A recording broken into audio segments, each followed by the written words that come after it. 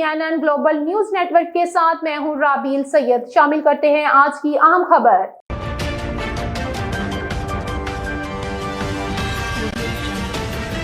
यहाँ पर आपको आम खबर से आगाह करते चले। मैलसी अड्डा, खरन मीनार, नजमियावाला, काहू, औरंगजेब, वल्द, अल्लाह जोया मनशियात फरोश असले के जोर पर लड़कियों को ब्लैकमेल करता है और नाना सुलेमान और मामू सज्जाद को असले के जोर पर रुकैया जो इसकी साली है, इसको अपने घर जबरदस्ती ले जाकर ज्यादती की और बच्ची जख्मी कर दी और इसकी नाजेबा वीडियो बनाता रहा और सारी फैमिली को धमकियां भी दे रहा है। आपको और आपके भाइयों को कत्ल कर दूंगा और पुलिस में भी हमारी कोई नहीं सुन रहा।